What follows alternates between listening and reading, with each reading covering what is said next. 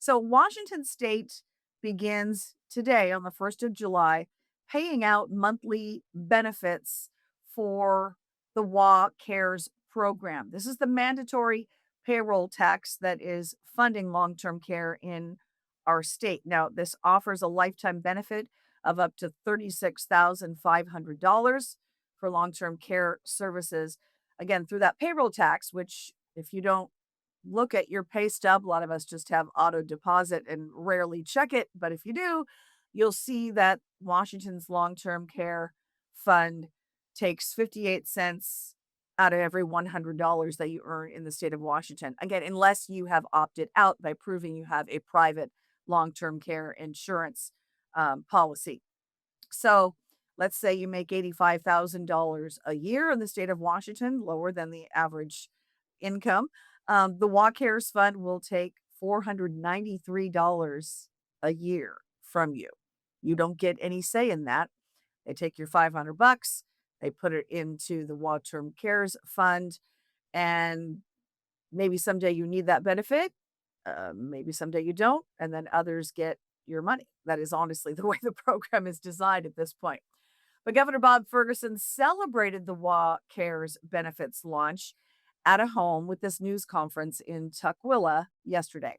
We're here, of course, to celebrate the beginning of a first in the nation program where once again Washington State is leading the way on a really important issue facing folks across the country and here in Washington State. Starting tomorrow, we're excited to say WA Cares will begin paying its first benefits to Washingtonians who need support for their long-term care needs. We're here, of course, at the home of Evelyn Wade, who relies on her niece Sonia to be her family caregiver. Please join me in a round of applause for them for hosting us today. And Evelyn, I hope you don't mind me saying, Evelyn's 87 years old. She still walks a couple miles around the neighborhood. I think she was saying just about every day. Super impressive. She's been here at this home, I think, for over 30 years. And so this is really what this program's all about, right? Is providing a help to folks for exactly the situation you're going to hear more about from Sonia in a few minutes. So I'll keep my remarks brief so we can hear from folks directly impacted by this wonderful program.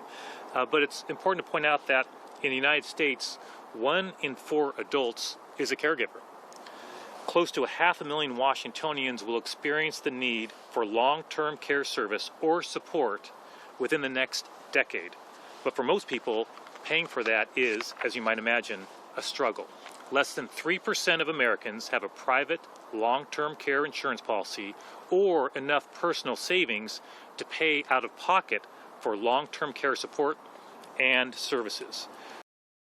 Now, according to the Washington Department of Social and Health Services, about 500,000 Washingtonians will need long term care services of some type in the next decade. So that could be you need meals delivered because you can't, do meal prep or go to the grocery store. You need a ramp built outside your home because you've got a walker or a wheelchair, or you need some other kind of, modifications in your home. Maybe it's, shower modifications, adding a bar to hang on to or something like that. There's any number of things that your long-term cares benefit can be used for. Also in-home care services, or should you need to be placed in a facility, you've got that benefit. Of course, critics say $36,500 doesn't go very far in assisted living in the state of Washington. If you have a loved one in any of those facilities, especially the more expensive ones like memory care, you realize that benefit isn't going to go very long. Now, there is some good news in the program's initial rollout, even according to critics. One of those critics being Elizabeth New with Washington Policy Center. She heads up their Centers for Worker Rights and Healthcare at WPC. And she's been a critic well before we started even having, these payroll deductions for the Walk Cares program. But she says the good news is that the application process seems to be going fairly smoothly for these very first folks going to receive benefits. The way the program is written, it allows up to 45 days to process. So you apply to receive it. They've got 45 days to find out if in fact you qualify. Did you pay in enough? Did you work enough hours? But it's only taking about 8 days on average at this point. But keep in mind, they've only processed a very small number of applicants so far because you have to have been paying in from day one of this. So the last 3 years you have to have paid in. And you have to now need long term care support of some type. So that's a really small pool of folks at this point. Very few applicants, very few people have even applied. And then it's about 50%, I guess, of those that have applied so far that have been approved for these benefit payouts. So I spoke with Elizabeth New of Washington Policy Center this morning about her ongoing concerns. All that aside, the main guts of the program, I still have trouble with. One, we all have life needs. This saves for one need that lawmakers have chosen. I would rather see people keep more of their wages. I see this as a worker penalty. You know, if our state really believes in this, it should pursue something else out of the general fund, not have a payroll tax paying for it. There's also Medicaid long-term care available to people in need. This program is not for people in need. You know, in some cases, you have low-income workers giving 58 cents for every $100, handing it over to people with no need for taxpayer dependency. You know, this is not making Washington more affordable. It's making it less affordable, and it's at the hands of our state government.